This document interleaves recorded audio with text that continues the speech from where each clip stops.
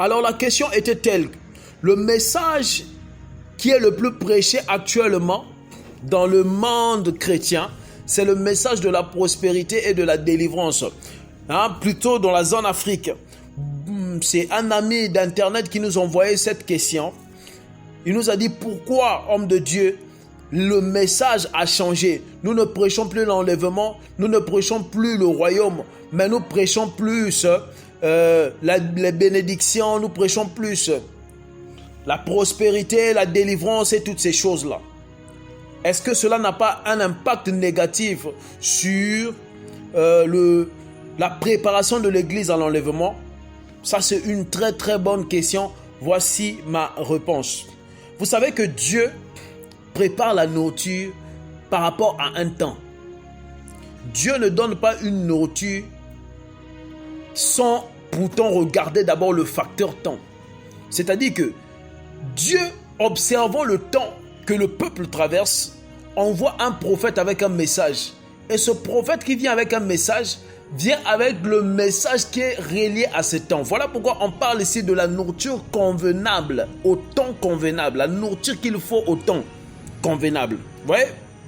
Donc, Dieu ne donne aucun message sans pourtant regarder le facteur temps.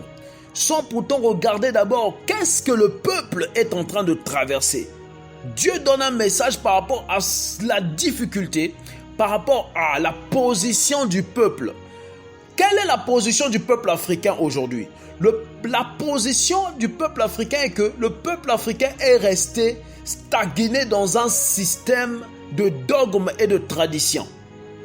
Et c'est ce système-là qui nous a rendus pauvres depuis beaucoup de générations.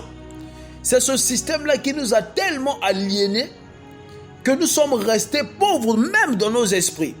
Croyant que les Blancs sont supérieurs à nous, croyant que les autres sont plus développés que nous et que nous sommes un peuple sous-développé. C'est quelque chose qu'on nous a inculqué dans la tête.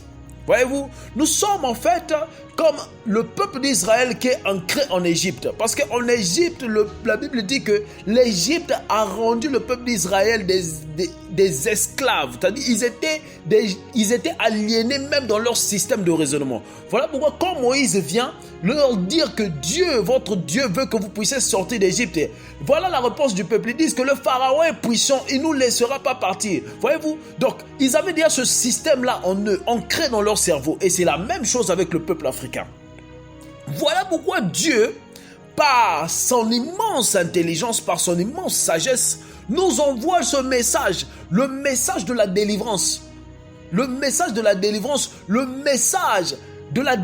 vient pour sortir le peuple africain de ce système de raisonnement qui est corruptible, c'est-à-dire qui corrompt tellement le cerveau de l'Africain qu'il lui rend pauvre depuis des générations jusqu'à maintenant.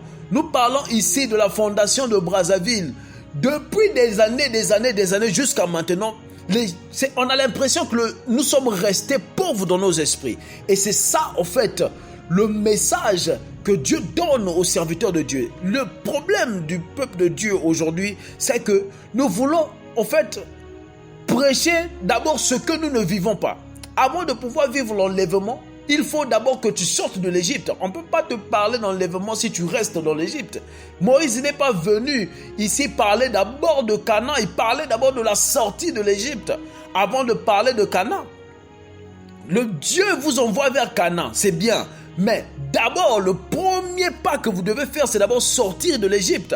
Dieu ne va pas vous envoyer à Canaan sans vous faire sortir d'Égypte. C'est-à-dire vous n'allez pas faire un bond de saut. Vous n'allez pas sauter directement pour arriver à Canaan. Sortez d'abord de l'Égypte.